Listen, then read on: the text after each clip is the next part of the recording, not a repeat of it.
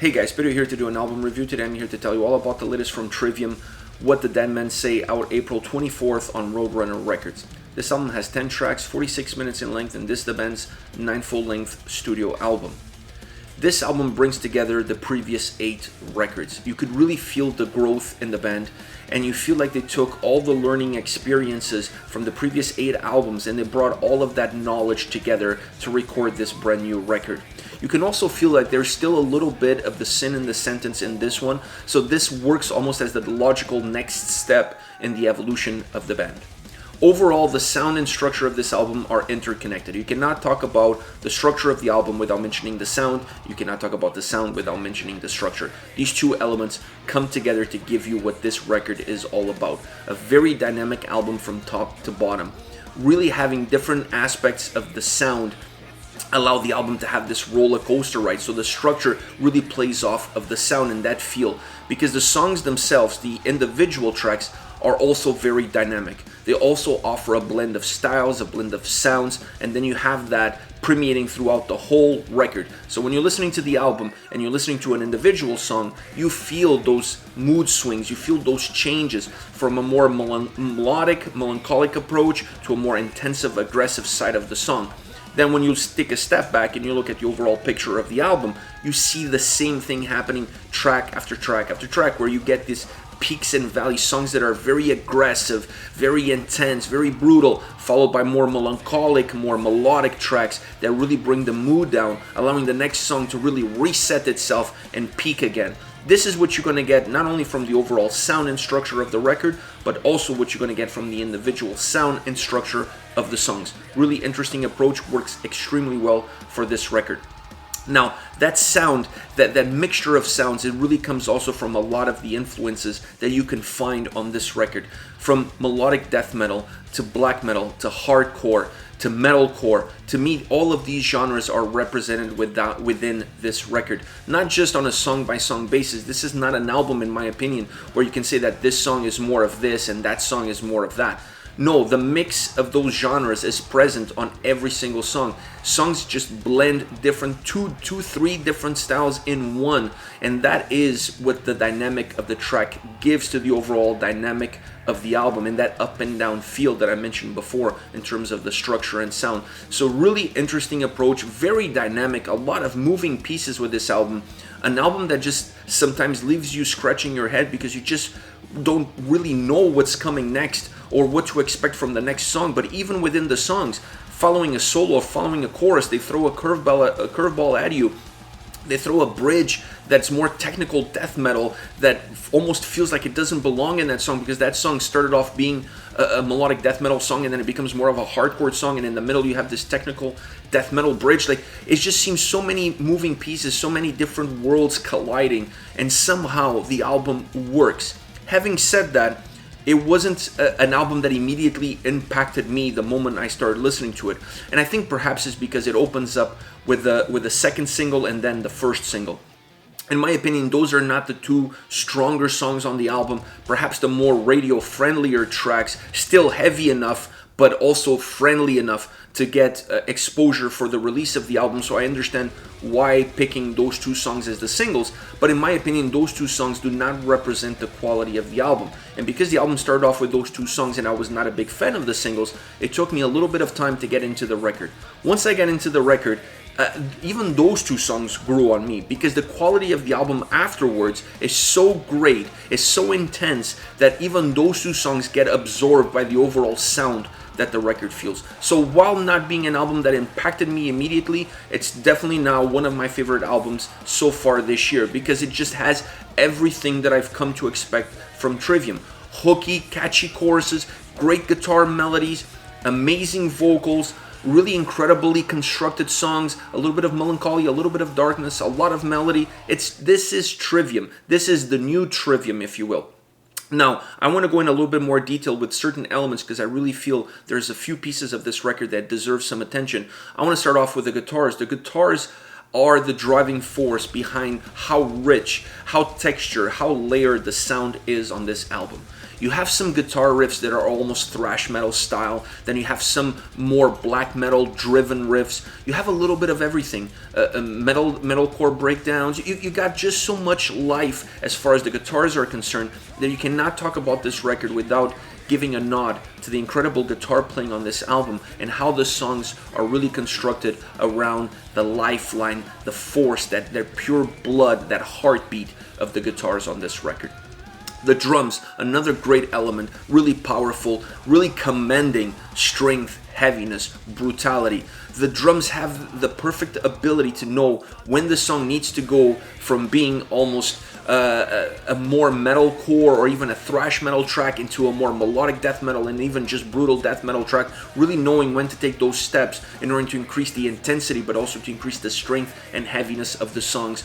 I love the drums on this album. Another element that normally goes unnoticed on a lot of metal records is the bass. I am so happy they didn't go with Injustice for All style on the record and they really allowed the bass to shine. You're really going to hear the bass on this album. It plays a very important role in terms of adding darkness, adding atmosphere, but in my opinion, really brings a little bit of hardcore into the sound on this record. The way the bass lines are recorded, the way they sound, in some songs it really feels at points that you're listening to a hardcore song. I really like that aspect. I really like the sound of the bass. It gives life, it gives a heartbeat to the tracks.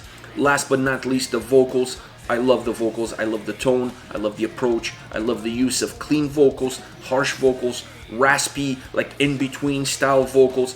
It really was a team effort, if you will, in terms of the range and styles and approach when you think of the songs, using the specific style that approaches the best possible outcome for the track, mixing sometimes different styles within the same song because the songs are so volatile, they change as far as the almost the genre is concerned within the same track, so you have to adapt and change the vocals to match that same musical changes behind it. Overall, this album, like I said, it didn't hit me hard at the beginning, but is a magnificent record. When I look back at The Sin and the Sentence, that one was almost immediately, was hooky from the beginning, perhaps a lot more radio friendly than this one. This to me is an album that takes a little bit of time to grow, but once it grows on you, it'll never let go. It'll build roots inside of you, and the hookiness and the catchiness of the chorus is just something you cannot walk away from. So like I said, it took me a couple of spins, but now it's just one of those albums that I can't put away and that I can't put down. Absolutely magnificent job from Trivium. These guys seem to be getting better and better with every release. As far as songs are concerned, I want to start off with Amongst the Shadows and the Stones. Brutal opening, both musically and vocally, very relentless. It dips a little bit more into the verses, becoming more melodic. It's definitely a song that has more melodic approach in the verses, and then it explodes with heaviness and more brutality in the chorus. It has those two very distinct parts. Still very hooky and very catchy, even though it's a lot heavier in the chorus. That heaviness does not take away from how hooky and catchy the vocals are in the chorus. It has almost a thrash metal vibe in that chorus that then expands after the second chorus into the guitar solo. I love the guitar solo on this track. It matches that same vibe that you had in the chorus, that same style or approach that merges into the solo. I really like that. It stays connected. Following that, you get drums and vocals combo. It's almost like a drum vocal bridge. Following that guitar solo that really works well. It sets the tone, it slows down things a little bit. It's almost like a build-up. You feel like the song is trying to build up again, and then it returns to its original formula with a more pungent sound, with a more stronger sound, merging back into a more melodic approach of the verses before going into the chorus and closing off the song. What a great constructed song. So dynamic, so many different changes at play with this track.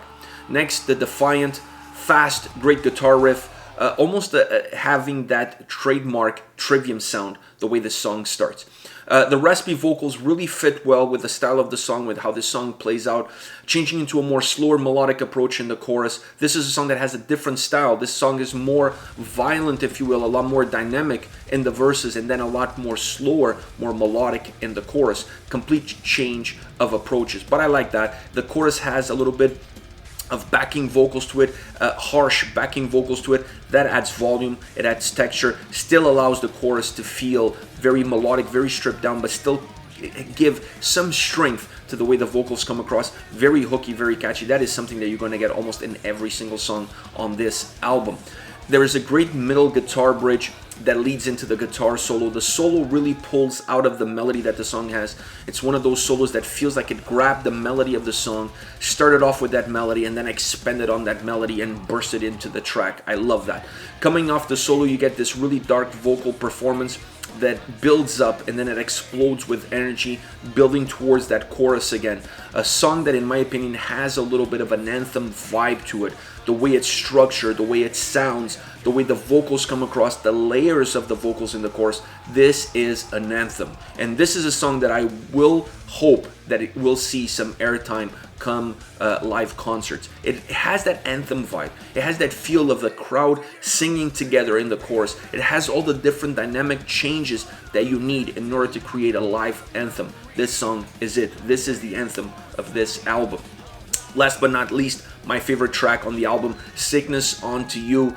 I love this song on all levels. It has a little bit of a more darker emotional aspect to it, but this song is just incredible. The drums on this track are relentless. The bass really comes across. This is perhaps one of the songs, not the only song, but one of the songs on the album where you're going to notice the bass a lot. It really comes across. It has a little bit of a hardcore feel to it, the way the bass is played, the way the bass sounds. But this is a very interesting song because at moments it feels like a melodic death metal song. And then there's other parts of it that sounds like a hardcore song. Then there's a bridge towards the last third of the song that feels like a piece of a technical death metal track. You have three different genres playing a role in how this song sounds. And this song has my favorite solo. The solo sounds like something straight out of a At the Gates album. It has that melodic death metal sound that is just... It drives itself through. It's melodic, it's beautiful, it's haunting, it's dark, and it's heavy all together at the same time. My favorite song, my favorite solo. I just cannot get enough of this track. And then I love how it closes. Once you go through that more technical death metal bridge towards the last third of the album, it bridges into the last chorus, and the song finishes really strong with a chorus. Absolutely magnificent track. Not one of my favorites. This is hands down my favorite song on the album. I love the way this track is constructed. But more important, I love how they were able to merge melodic death metal with hardcore, with technical death metal. All those three genres play a role in how this song sounds and how this song is structured. This is it, guys. This is Trivium, What the Dead Men Say, once again out April 24th on Roadrunner Records. Let me know your thoughts on the band, on the singles. Use the comment section below. I'll be reading those and getting back to you. Take care, guys.